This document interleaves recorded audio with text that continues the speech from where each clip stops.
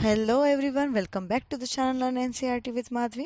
Today we are going to discuss the question and answer of class 7 science chapter number 11 transportation in animals and plants.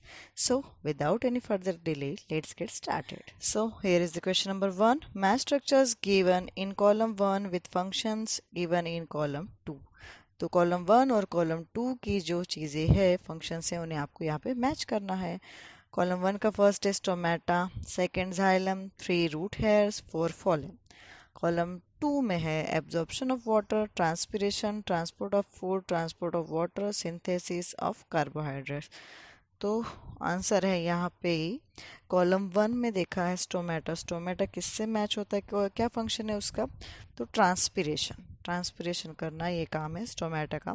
Second है xylem, xylem क्या करता है? तो transport of water, water को transport करने का काम करता है। रूट हेयर्स, रूट हेयर्स क्या काम करते हैं? तो एब्जॉर्प्शन ऑफ वाटर का काम रूट हेयर्स करते हैं। फोर्थ है फ्लोएम, तो फ्लोएम क्या करता है? फ्लोएम करता है ट्रांसपोर्ट ऑफ फूड, फूड का जो ट्रांसपोर्टेशन है वो करता है phloem. So next question number 2, fill in the blanks यहाँ पे बताया गया है हमें। फिल इन द ब्लैंक्स में फर्स्ट है the blood from the heart is transported to all parts of the body by the dash. तो हार्ट से ब्लड को ट्रांसपोर्ट करना हमारे पूरी बॉडी पार्ट्स के अंदर, उसका काम कौन करता है? ये काम, तो ये काम करता है आर्टरीज। तो here is the answer arteries, हम यहाँ पे लिखेंगे। सेकेंड है haemoglobin is present in dash cells. तो हीमोग्लोबिन किस सेल्स के अंदर हमें मिलती है? तो हीमोग्लोबिन हमें मिलती है रेड ब्लड सेल्स के अंदर। तो यहाँ पे आंसर हम लिख देंगे red blood cells. Third, arteries and veins are joined by a network of dash. Arteries और वेन्स जो है, ये जो नेटवर्क है वो जॉइंट किस चीज़ से होता है? तो वो जॉइंट होता है कैपिलरीज से होता है। Fourth, the rhythmic expansion and contraction of the heart is called dash. तो जो रिदमेटिक एक्सपांशन है या फिर हार्ट का जो कॉन्ट्रैक्शन है, इसे क्या कहा जाता है? जो हार्ट ठक ठक ठक ठक होते रहता है, उसे क्या कहा जाता है? तो उसे कहते हैं heart beat. Fifth, the main excretory product in human beings is dash. तो जो ह्यूमन बींग्स का मेन एक्सक्रीटरी प्रोडक्ट है वो क्या है? तो वो है urea. Six, sweet contains water and dash. तो स्वीट क्या कंटेन करता है? पानी के साथ साथ में sweat contains water and dash. तो स्वेट पानी के साथ साथ में क्या कंटेन करता है? तो सॉल्ट्स कंटेन करता है। 7, kidneys eliminate the waste material in the liquid form called dash. तो किडनी क्या करता है? बाहर निकालता है जो वेस्ट मटेरियल रहता है हमारी बॉडी का लिक्विड फॉर्म में। तो उस लिक्विड फॉर्म को क्या कहा जाता है? तो उस लिक्विड फॉर्म को कहा जाता है यूरिन। 8 है water reaches great heights in the trees because of suction pull caused by dash. तो water reaches great heights in the trees, तो पेड़ के अंदर पानी जो है ना, तो ऊपर की हाइट तक भी पहुंच जाता है सक्शन पूल से। तो सक्शन पूल ये किस से होता है? ये किस प्रोसेस से होता है? तो ये होता है ट्रांसपिरेशन प्रोसेस से होता है, उसकी वजह से होता है। Question number 3, choose the correct options. A, in plants water is transported through. Option number 1 xylem, option number 2 phloem, option number 3 stomata, option number 4 root hair. तो जो प्लांट्स रहता है वो वाटर ट्रांसपोर्ट करता है, किसके थ्रू करता है? तो उसका ऑप्शन है ऑप्शन नंबर 1 जाइलेम, इसके हेल्प से वो करता है। B, water absorption through roots can be increased by keeping the plants. Option number 1 in the shade, 2 in dim light, 3 under the fan, option number 4 covered with the polythene bag. तो absorption through जो roots है, plants का जो absorption होता है roots के through में, वो किस चीज़ से बढ़ता है? क्या उसे शेड के अंदर रखते तो बढ़ता है, डीम लाइट से बढ़ता है, या फैन के नीचे रखने से बढ़ता है, या फिर उसे पॉलीथीन से कवर कर लेते तो रखता है? तो वो होता है अंडर द फैन। फैन के नीचे अगर हम रखते हैं तो एब्जॉर्प्शन जो रहता है रूट्स का वो फास्ट होता है। Question number 4, why is transport of material necessary in plant और एन एनिमल, एक्सप्लेन। तो क्यों ज़रूरी है प्लांट और एनिमल्स के अंदर ट्रांसपोर्ट होना, जो उनको नेसेसरी मटेरियल चाहिए उसका ट्रांसपोर्टेशन होना क्यों ज़रूरी है, उसका एक्सप्लेनेशन दीजिए। आंसर है फोर्थ क्वेश्चन का, transport of materials is necessary for plants और animals because due to it the nutrients and oxygen are made available to all the parts of the body. If the transport of necessary nutrients and oxygen does not take place in the body will not be able to survive. तो plants और animals के अंदर जो भी necessity material उनको चाहिए वो सारे पार्ट्स तक पहुंचना चाहिए। तो वो ट्रांसपोर्ट करते, क्या क्या ट्रांसपोर्ट करते हैं, तो वो न्यूट्रिएंट्स है जैसे कि ऑक्सीजन्स है, तो वो जो सारे बॉडी पार्ट्स को चलाने के लिए उनको ट्रांसपोर्ट करना पड़ता है। अगर ये प्रोसेस नहीं हुई तो जो बॉडी पार्ट्स है या फिर बॉडी है वो सरवाइव नहीं कर पाएगी, इसलिए ट्रांसपोर्टेशन ये बहुत ज़रूरी है। Question number 5, what will happen if there are no platelets in the blood. अगर हमारी बॉडी में या ब्लड में प्लेटलेट्स नहीं होगी तो क्या होगा। Answer of the question number 5 is the blood platelets are responsible for the clotting of the blood. तो ये जो ब्लड प्लेटलेट्स रहते हैं तो ब्लड को क्लॉट करने के लिए हेल्प करते हैं। When some injury occurs blood starts flowing but it clots on its own. If there are no platelets the blood will not able to clot and keep on flowing. Huge loss of blood ultimately causes death. तो अगर हमारे अंदर body के blood के अंदर अगर platelets नहीं होगी तो क्या होगा कि इन केस हमें कुछ इंजरी हो जाती है, कुछ लग जाती है, तो ब्लड स्टार्ट हो जाता है निकलना और फिर उस जगह पे क्लॉट बनता है। अगर प्लेटलेट्स नहीं होगी ब्लड के अंदर तो क्या होगा कि क्लॉट नहीं बन पाएंगे और उस वजह से फ्लो चलते रहेगा, और ये ब्लड का फ्लो चलते रहने की वजह से ब्लड का बहुत ज़्यादा लॉस हो जाएगा बॉडी के अंदर से और उस वजह से इंसान मर सकता है। Question number 6, what are stomata, give two functions of stomata. तो क्वेश्चन नंबर 6 में पूछा गया है स्टोमेटा क्या है और उसके दो जंक्शन बताइए स्टोमेटा के। आंसर है यहाँ पे क्वेश्चन नंबर 6 का, there are small openings on the lower surface of the leaves, these pores are called stomata, these openings are surrounded with guard cells. Functions of stomata is first, it helps in the transpiration of water, that is the loss of excess water from the plant. तो एक leaves के नीचे वाले part में जो रहता है, जो लोअर सरफेस रहता है, उसके अंदर छोटी छोटी ओपनिंग्स रहती हैं। ये जो पोर्स रहते हैं उसे कहा जाता है स्टोमेटा। ये जो ओपनिंग्स है ये किससे, गार्ड सेल से, ये गार्ड सेल से आजू बाजू पे उसके गार्ड सेल्स रहते हैं और वो इसके आजू बाजू जो है वो गार्ड सेल्स रहती है। फंक्शंस ऑफ स्टोमेटा क्या है, तो फर्स्ट यहाँ पे ये ट्रांसपोर्ट करती है वाटर को। हमारे जो बॉडी पार्ट्स रहते हैं या फिर प्लांट्स के जो पार्ट्स रहते हैं उसको पानी देने का काम ये स्टोमेटा करती है, जैसे कि जो एक्सेस वाटर प्लांट्स का रहता है उसका लॉस ना हो पाए। सेकेंड है loss of water from the stomata creates an upward pull, that is suction pull which helps in absorption of water from the roots. और ये स्टोमेटा क्या करता है ना कि सक्शन का काम करता है कि पानी वेस्ट ना हो, इसके लिए वो क्या करता है कि सक्शन पुल के हेल्प से वो पानी को ऑब्जॉर्व करता है रूट से और फिर लीव्स की तरफ उसे खींचता है। थर्ड है they help in exchange of gases, तो फिर वो गैसेस को भी एक्सचेंज करने में हेल्प करता है।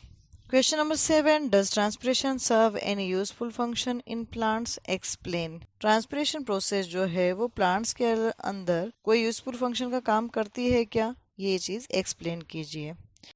तो आंसर है क्वेश्चन नंबर 7 का, first it helps to enhance the absorption of water and dissolve minerals by creation of a suction pull. Second it helps in getting rid of the excess water. तो वो क्या करता है कि पानी को एब्जॉर्व करता है और उसके अंदर जो मिनरल्स वगैरह जो मिक्स हुए रहते हैं उसको सक्शन पूल करके वो लेके जाता है, उसके प्लांट्स के जो बाकी पार्ट्स रहते हैं वहाँ तक वो पहुँचाता है। Second it helps in getting rid of the excess water, तो जो एक्स्ट्रा पानी रहता है उससे भी बचाने के लिए ये हेल्प करता है। थर्ड है it helps in transport of water and minerals to leaves and leaves use the water for photosynthesis. तो ये किस चीज़ में हेल्प करता है, तो वाटर और मिनरल्स को ट्रांसपोर्ट करने के लिए हेल्प करता है पत्तों के अंदर से, और पत्ते उस पानी का यूज़ करते हैं फोटोसिंथेसिस प्रोसीजर के लिए। फोर्थ है it produces a cooling effect on the plant, तो ये जो है ये जो प्रोसेस है उसके अंदर क्या होता है, कूलिंग इफेक्ट आता है प्लांट्स के अंदर में। Question number 8, what are the components of blood. तो ब्लड के कंपोनेंट्स कौन कौन से रहते हैं। फर्स्ट है यहाँ पे plasma is a liquid part of blood which is yellowish in colour and contain 90% of water. It contains food enzymes wastage and proteins etcetera. तो ब्लड के कंपोनेंट्स फोर है, चार है उसके. फर्स्ट है उसके अंदर रहता है प्लाज्मा. तो प्लाज्मा ये जो है वो लिक्विड पार्ट रहता है ब्लड के अंदर, वो येलोइश कलर का रहता है और उसके अंदर 90% इतना पानी रहता है. इसके अंदर क्या क्या रहता है, ये क्या कंटेन्स करता है, तो ये करता है खाना, एंजाइम्स, वेस्टेज जो रहते हैं प्रोटीन्स इसमें रहते हैं प्लाज्मा के अंदर.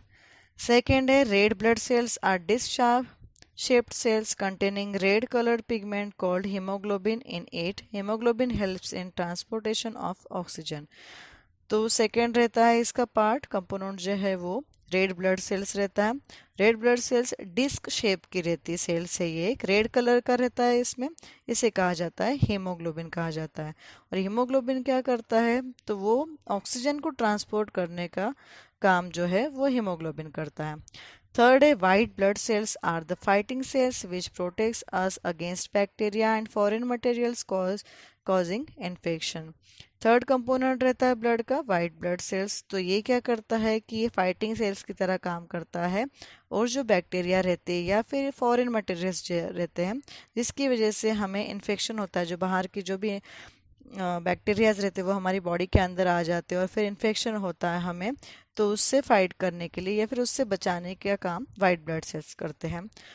Fourth component is platelets help in clotting of the blood. तो ब्लड को क्लॉट करने का, एक धब्बा सा बना देने का, उसको जमाने का काम जो करता है वो प्लेटलेट्स करता है. ये है fourth component of the blood. Question number 9, why is blood needed bye all the parts of a body. तो ब्लड पूरी बॉडी के पार्ट्स को क्यों ज़रूरी है. आंसर है यहाँ पे blood is needed bye all the parts because it contains the digested food and oxygen in it. तो ब्लड क्यों ज़रूरी है बाकी सारे पार्ट्स को, बॉडी के पार्ट्स को, क्योंकि इसके अंदर क्या रहता है, डाइजेस्टेड फूड रहता है और ऑक्सीजन रहता है इसके अंदर. It supplies the oxygen and digested food to various parts of the body to provide essential energy to them which helps the body to perform various functions. तो ये क्या करता है, ये जो ऑक्सीजन और डाइजेस्टेड फूड रहता है तो बॉडी के जो अदर पार्ट्स रहते हैं उनको ये सप्लाई करता है, इसेंशियल एनर्जी देता है और ये जो एनर्जी रहती है वो हेल्प करती है हमें बॉडी को अच्छे से काम करने में मदद करती है. Question number 10, what makes the blood look red.